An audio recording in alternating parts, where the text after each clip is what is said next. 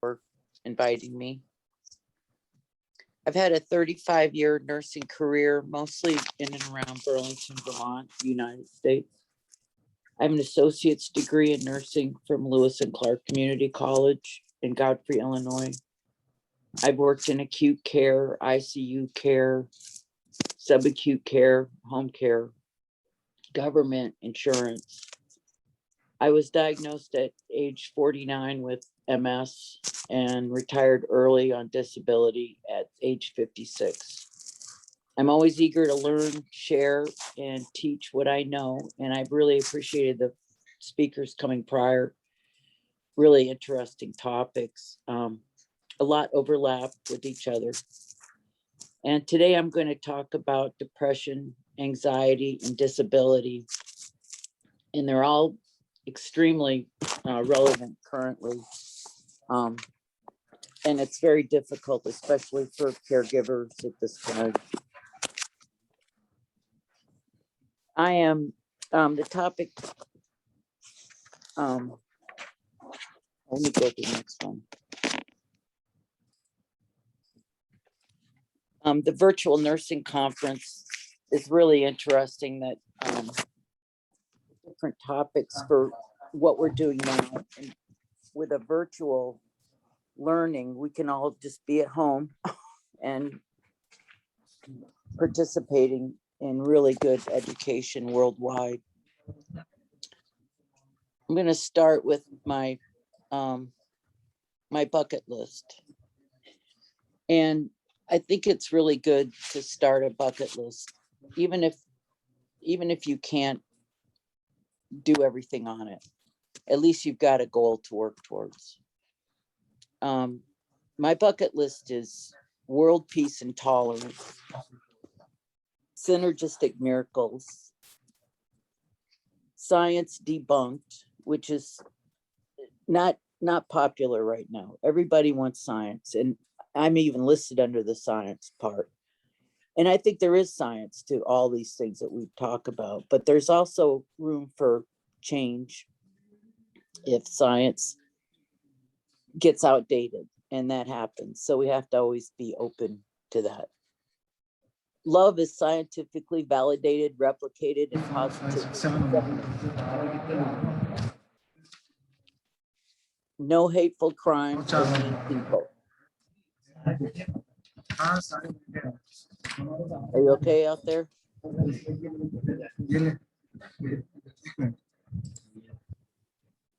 The 16 speakers.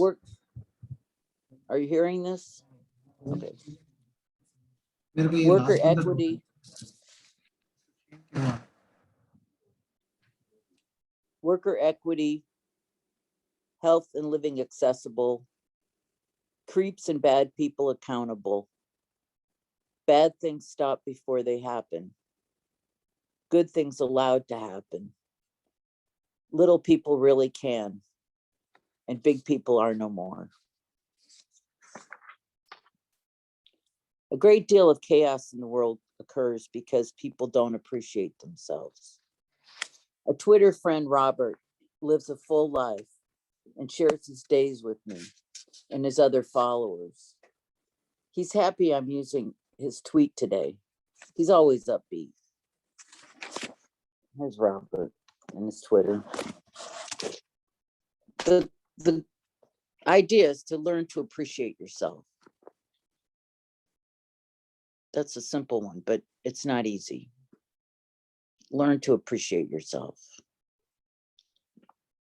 My next slide shows that depression has many faces. In the first slide, when I started nursing, I had to learn how to anticipate quick moves. The patients were always grabbing things, jumping up. It was hard, and it's a difficult job. In the next slide on the upper right, I call it bad news. The bottom right, I want to explain that putting people to bed gives them a scared image of dying. They really can just get knocked down just putting somebody to bed. In all these three pictures, I'm trying to show that it's the healthcare workers and the patients who all can suffer from depression. And everybody can go through moments in their lives. Sometimes you can feel so alone.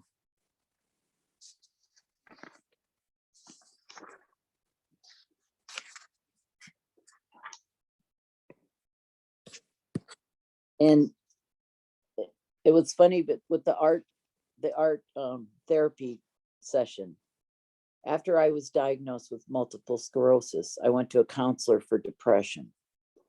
She said to get a pad of paper, the bigger the better. Start drawing. I was amazed some days at what came out. In the first picture, I used a Khalil Gibran quote. Yesterday we obeyed kings and bent our necks before emperors.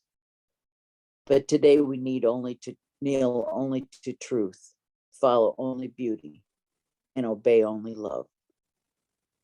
But you can still get your job done. Sorry.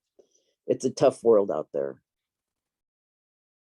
The second one doesn't need explanation, I don't think. Caregivers face stressors that may affect their mental and physical health. As simple as that is to understand, many will not be able to recognize their own vulnerabilities. Sometimes you are so busy caring for others that you neglect your own health and minimize feelings of anxiety and depression.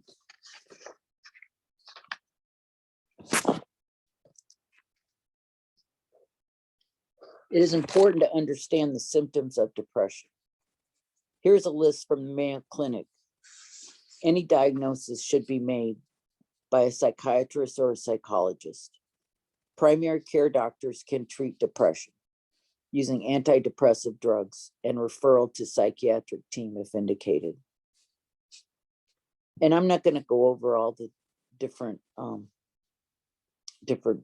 feelings and symptoms.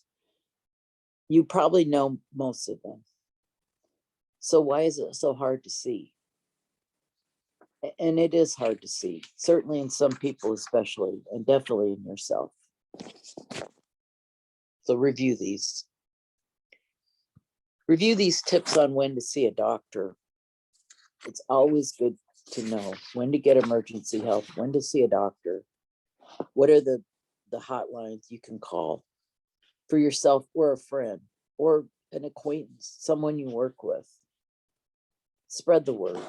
There's a lot of suicide happening that it's really tough. And sometimes symptoms go unseen.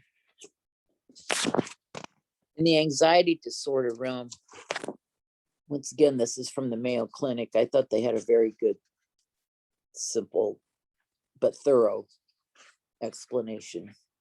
And once again, I won't read all the symptoms, but I think you know what a lot of them are. This also addresses children and teens. And there certainly is a reason for them to be anxious and some depression also with kids. Depression is sadness about what was, and anxiety is fear of what will be. And neither of those are in the present. So that really is significant.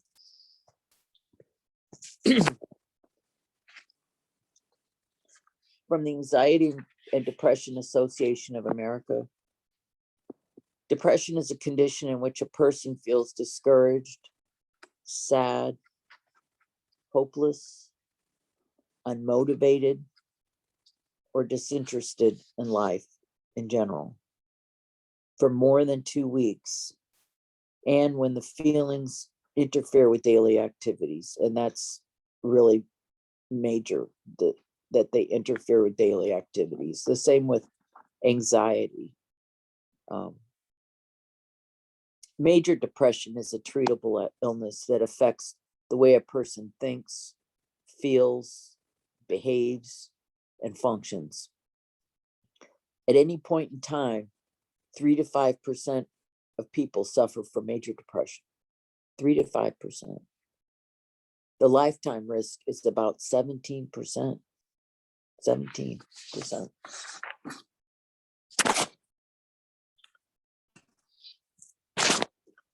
Disability comes in all forms.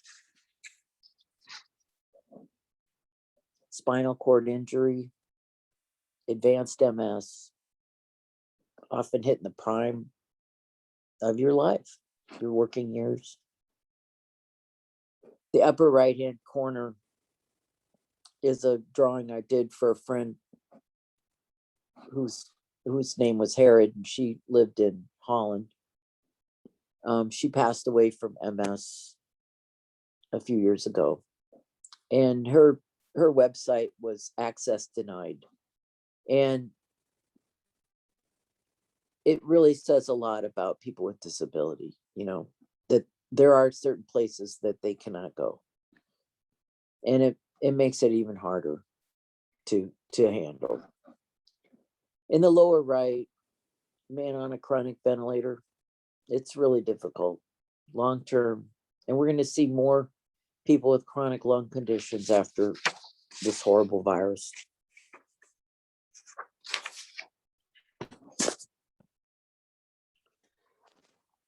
Disability definition from the U.S. Center for Disease Control: any condition of the body or mind impairment that makes it more difficult for the person with the condition to do certain activities, activity limitation, and interact with the world around them, participation restrictions.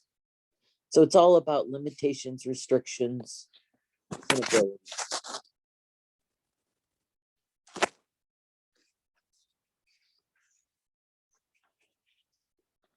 This picture really got me.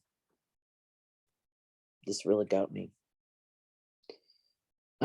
I'm sorry to say I'm happy I don't work in a hospital anymore, but I really feel for the people who do. Anxiety and depression are the contributing factors for healthcare workers.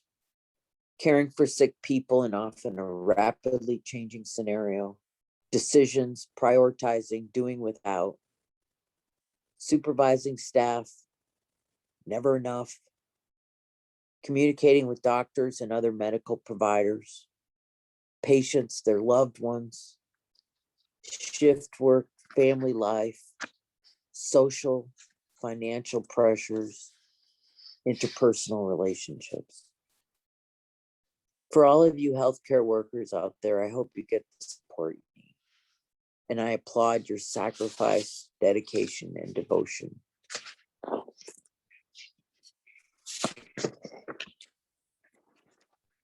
Barriers to seek help for depression and anxiety. Stigma to mental health diagnosis is huge.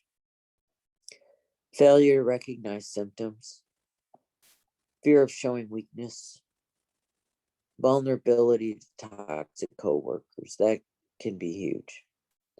Financial stress around taking time off, affording treatment. That's a lot.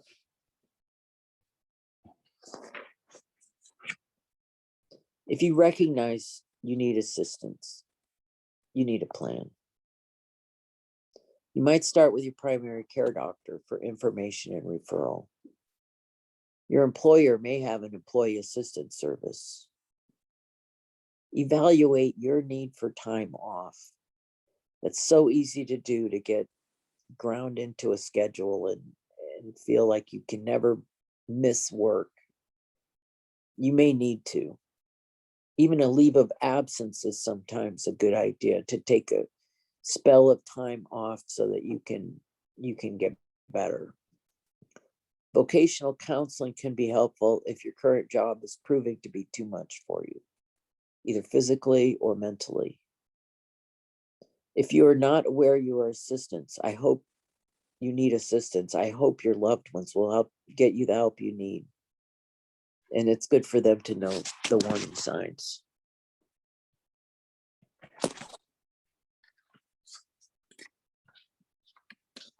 If your mental health or physical health prevents you from doing your job, You might qualify for short-term or long-term disability in the United States. Depending on where you live, you might be eligible for cash payments. And I have a website here that's the disabilities benefits by country.